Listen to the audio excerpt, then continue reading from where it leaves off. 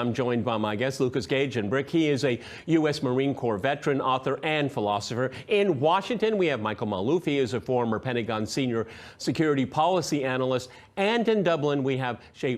He is an independent commentator and writer. All right, gentlemen, crosstalk rules in effect. That means you can jump in anytime you want, and that I always appreciate it. Michael, let me go to you first here. I mean, there's ample evidence now. We have the former Israeli prime minister. We have the foreign ministry of Turkey. We have the notorious visit of Boris Johnson early into the conflict, that basically telling Zelensky, you got to keep this thing going or else we're not going to back you. So there's ample evidence that the West does not want to see a conclusion to this conflict, because they could just turn off the money, turn off the arms, and it would be over, okay? Does that mean Washington still believes, maybe in a fantasy world, they believe in unicorns or something, that they can determine the outcome of this conflict? Michael?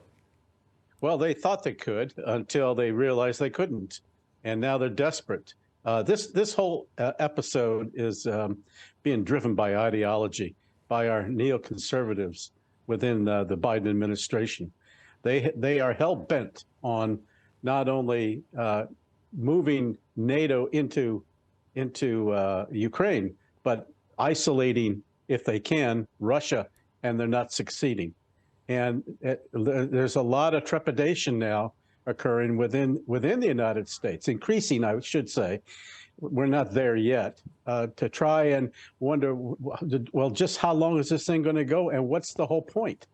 And while it's focused on making sure Ukraine, quote, wins, the reality is it's not, and also it's draining us financially, economically, and militarily, diplomatically, and apparently we don't know how to stop this slippery slope on which we're all gliding on. And NATO is also waking up and smelling the coffee, and they don't like it. Yeah, Lucas, it's very interesting. You've been in the military. It's very easy to start conflicts, isn't it? Okay, but how to wind them up when you're not winning? And with all due respect to your background, the U.S. has not won a war since the Second World War here, but they continue to the same playbook here. And I'm glad Michael mentioned NATO, because I'm hoping that this will be the end of NATO. It was supposed to never to get in a war.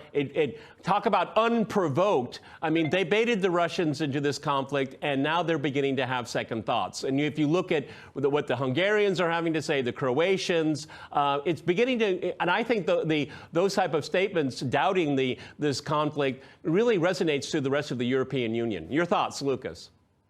Yeah, I think everyone's getting tired of this. NATO, the U.S., the EU, they're all pushing way too hard, too quickly. They, as Michael said, they thought they could probably win this war. Now they're waking up and smelling the coffee, and they're seeing that it's not really that easy to weaken Putin. In fact, Putin and everyone else around him, his allies, are getting stronger without the U.S., and people are starting to see that the United States cannot even be trusted anymore.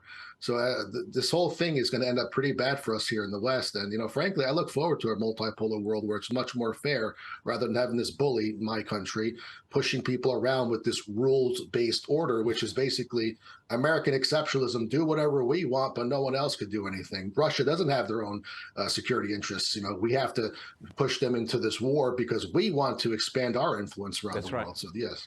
Chay, that's something I almost feel obligated to mention every time I talk about this, is that, in the West, they talk about maybe there's a Korean solution, a stalemate, an armistice, all kinds of things like that. And I dismiss it out of hand completely, because the West doesn't understand the origins of this conflict. And it's very clear from the Russian side, hey, the European security architecture has failed us. We need to readdress it. We've given you ideas. They were dismissed out of hand here.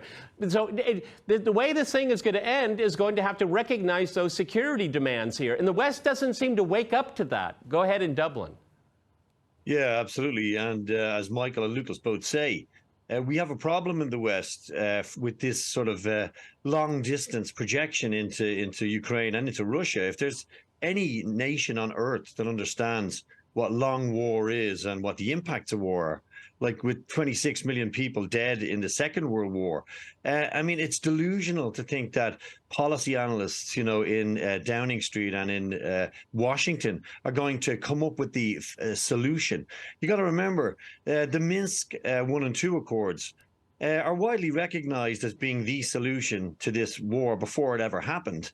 And we've learned recently that, the West, NATO/Ukraine, were essentially using those accords to build this de facto NATO army on Russia's border. So I think the idea that Russia's going to buy into another sort of Western-led solution, if you like, to the Ukraine problem, and it is becoming a problem, as Michael and Lucas very pointedly point out, economically, socially, particularly in Europe, we're starting to see a massive backlash against the refugees that are pouring into European countries. The idea that we're going to impose, or that there's going to be a modeling of some sort of solution and it's going to be put to Russia, it makes this more and more likely, in my view, that Russia is going to be more skeptical this time. And a battlefield solution to this conflict, unfortunately, looks more likely as it grinds on. Michael, go back to Washington. I find it, I don't know if you read Responsible Statecraft, their website here. It's a curious mishmash of things. But, there's still this belief in American hegemony. We just have to weld it in a more positive way. Robust diplomacy, I always say. But they're always saying it's in Russia's interest if they do this, this, and this. I mean, the arrogance of that, okay? The Russians' interests have been completely dismissed. That's why we're here in the way we are, because no one takes it seriously. Well, now they have to start taking it seriously. Michael. Yes, well, it's happening now as we see it. There is a concerted effort by Mr. Putin and others in the East through Eurasia to create this multipolar order, to get out from under that Western sanctions, Western financial reliance, and the dollar, and switch over so they can all begin to breathe and work together again, because it's the U.S. hegemony and its use of the economic weapon is what really did it. And I think that we're going to be seeing this accelerating now in the months to come. Look, the United States pushed the NATO to expand, contrary to all agreements. There were at least a half a dozen agreements. Putin warned them about it. They didn't listen, and they don't. And now we're seeing the consequences. But especially when your own security is at stake, and the U.S. being so far away and having to travel so far to create havoc, just doesn't appreciate what Mr. Putin was talking about. If we were next door to Russia, they would understand. Yeah, Lucas, George F. Kennan, the architect of containment during the Cold War, I don't think if he were alive today, he would be called a Putin apologist, okay? But, I mean, he said this way back in the day. He was actually skeptical of NATO being formed in the first place, okay? And then I think he died at the ripe old age of 101, and he was still saying NATO expansion is a very bad idea. So people will say on Twitter, the four of us are just puppets and all that. But one of the greatest geopolitical thinkers of all time said it decades ago. Lucas. Mm-hmm. Yeah, I mean, look, people who call us apologists are just, in my opinion, they're just either ignorant or they're trolls, they're bots, they could be NAFO bots, or they're psychopaths who don't understand war. I've been at war. I wouldn't wish it upon anybody. So I just don't want to see this war get worse, and it's probably going to get worse because we know how Washington works. They always push too far. So those of us who want peace are called warmongers and Putin apologists. Well, Putin has been offering peace during this entire conflict, whereas Zelensky has been rejecting it even during Christmas. So, it tells you right there who was pushing what. It's not Putin and the Kremlin pushing for war. They responded to a genocide happening in the Donbass. What, he's supposed to sit there and let it happen? He's saying, please stop this. All these accords were broken. Why should he trust the West? Why should he trust anything the West says at all? We know, everyone knows America will literally lie to invade your country. What makes you think that they'll respect any deals they make with you? Look how we treat our allies. We were friends with Saddam, then we killed Saddam. We were friends with everyone. We always backstab everyone. So there's no reason to trust don't forget to mention Gaddafi. He did everything they wanted. He did everything they wanted, okay? And look what happened to him. You know, Exactly. Chay, you know, one of the things that really, a real pet peeve of mine is unprovoked attack, unprovoked, it was unprovoked. Well, anyone watching this program that has any a scant knowledge of the conflict here knows this goes all the way back to the illegal coup in 2014 and the Minsk Accords that you already mentioned. Go ahead. Yeah, I mean, of course. And I mean, I've just recently written a comprehensive article on that. And one of the main, well, a lower level media presenter in Ireland just responded with 3 laughing faces. He didn't challenge the article because nobody wants to challenge or debate with people like Michael, Lucas, myself, or yourself. They just want to insult us and try to suppress what we're trying to say. Of course, you know, NATO itself should have disappeared when the Warsaw Pact disappeared. It was established, you know, post-war to counter the Soviet threat, but it didn't disappear. And I mean, this is the gem and the kernel of this whole issue, that you had this expanding military defensive alliance. You know, it's, Well, of course, it's not a defensive alliance. Shay, how can it be defensive and expanding? I mean, I've never heard of such an alliance in history, okay? Yeah, it's ridiculous. And it's informed by the whole American rules-based order, as Michael said earlier on. And the American rules-based order is best summarized as so. America makes the rules and it gives the orders. And America has been the engine in perpetuating a more aggressive NATO since the Second World War. You know, so we had, you know, plans to invade the Soviet Union at the end of the Second World War and assaulted cities with nuclear weapons, you know, Operation Unthinkable, which Winston Churchill actually sort of discounted. Okay, Chay, I have to jump in here. Gentlemen, I have to jump in here. We have to go to a hard break. And after that hard break, we'll continue our discussion on war and peace. Okay, let's go back to Michael in Washington. In the first part of the program, Lucas, being a veteran of military conflict, said he wouldn't wish war upon anyone. And Michael, you know, one of the things I find really disturbing is that this is not the 12th month of a conflict. It's 8 years now, okay? It's been going on for a very, very long time. And I remember on the day of the special military operation, what through my mind is, now the rest of Ukraine is going to understand what the Donbass went through after the shelling, the blockade, the humiliation that those people had to experience. We all watched it on TV every single night. I mean, it was an ongoing conflict, but most people in the West have no idea that happened, no idea whatsoever. And the reason why I brought this up is that when we talk about it on this program and in social media, you know, they want to suppress us, okay, for talking about historical facts, historical truth. That is one of the biggest casualties of this conflict, is shutting down free speech. Michael. Well, that's why the West controls its media the way it does. We never got any of this, of what was happening in Donbass for the last 8 years in the Western media. We might get an occasional whiff, but nothing of the extreme that had been going on ever since the East decided they didn't like what happened under the coup in 2014. There was a comment made earlier about with NATO expansion and what have you, and then the Warsaw Pact evaporating after the end of the Cold War. What I'm seeing is a possibility that the Collective Security Treaty Organization could become the new Warsaw Pact. And because they've got to have something that will be able to counter this expansion that seems to be continuing, obviously, with Finland and Sweden. Those countries within the CSTO are you know, they have varying degrees of wanting to participate, but they have an Article 4, which is equivalent to NATO's Article 5. An attack on one is an attack on all.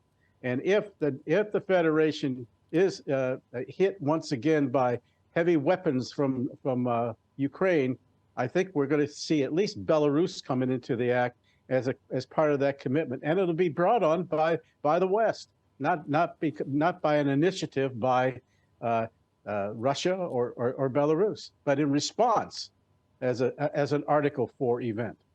You know, it's a very good point because Lucas, you know, Winston Churchill famously said an iron curtain is descending all across Europe. He said that in Fulton, Missouri, visiting the United States.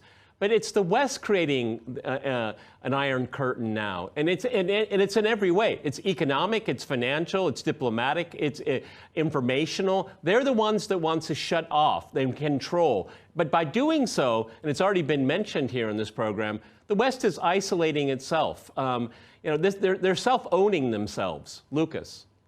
Yeah, everything that the West is doing is harming itself, from the sanctions backfiring, isolating itself. Well, again, one person mentioned earlier that the East is making its own financial network, BRICS, namely, and Saudi Arabia is even considering joining and leaving the dollar. So that's the end of American hegemony right there. So, everything we're doing to harm Putin and Russia is just backfiring on us and the West and Europe as well. I mean, look at the United States. We all know we blew up the pipeline. I mean, we all know it. And now Germany's like, well, maybe it wasn't Russia. Maybe someone else did it. So people are starting to see through this. Yeah, they're starting to realize that America is just unhinged. It can't be trusted at all. And I don't blame the rest of the world looking at us as crazy as we are, because we are the crazy ones here. Well, you guys got kind of crazy about a balloon, but that's a topic for another day. Okay, Chay, I mean, for me, okay, I can say maybe something personal for people to understand is that because of the sanctions on SWIFT, what do I have to do? Okay, I'm not going to let the U.S. government determine my financial sovereignty, so I go to a Chinese bank. Okay, I got around it. Okay.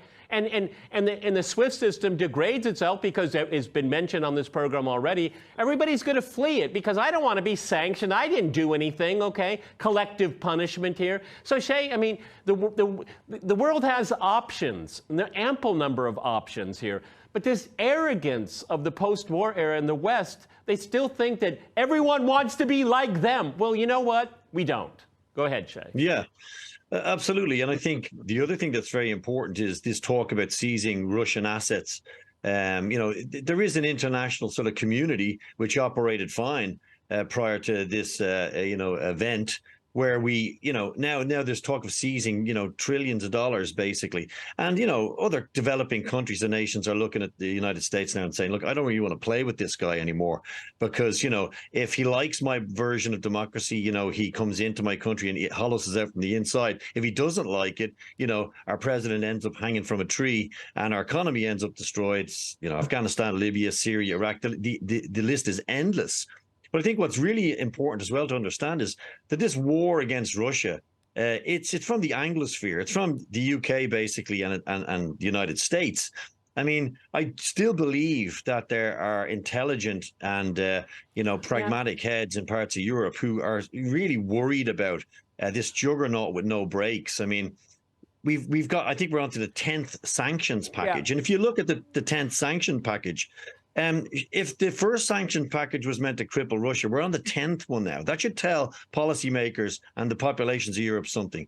Alongside the weapons packages, I mean, where does it end? I mean, we started with, I think, anti-tank weapons, onto the M777 howitzer, which was going to be this Wunderwaffe. That was going to solve the problem. Then it was HIMARS.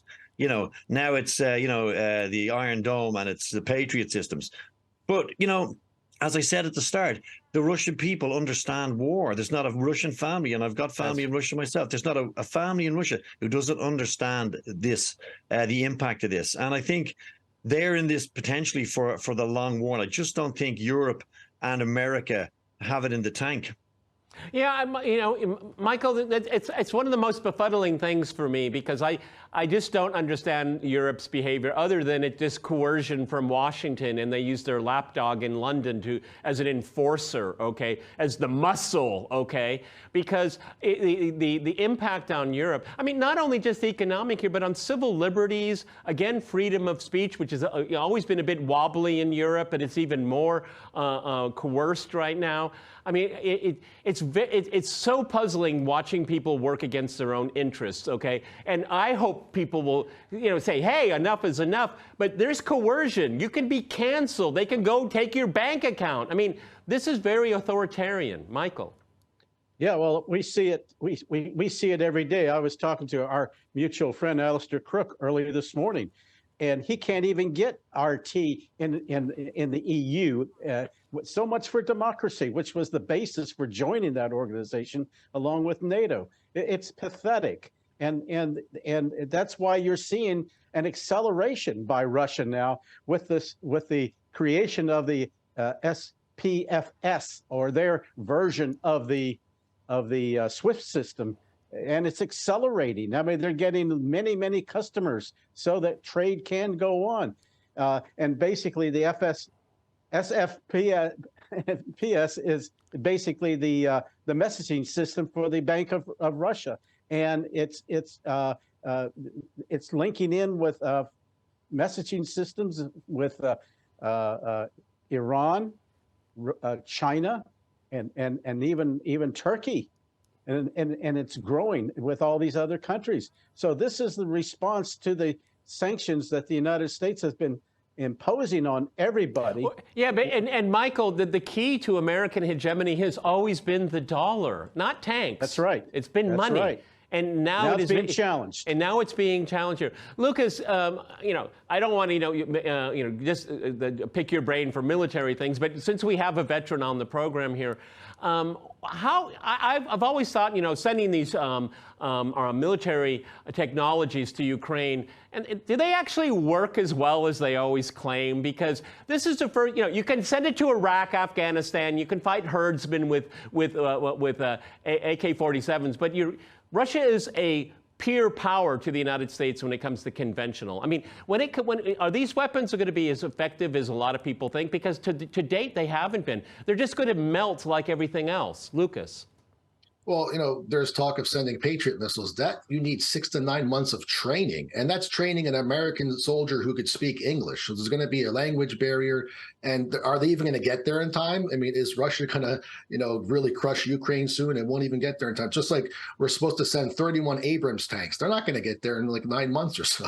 So a lot of these countries, I think, are just telling Ukraine we're going to send you some stuff. Lucas, okay, let's talk about those tanks. I mean, is that enough to change the course of the conflict? I mean, I'm not a military person, but when I think of, hundreds and thousands of tanks and they're going to send in a couple dozen, I mean, I don't get it.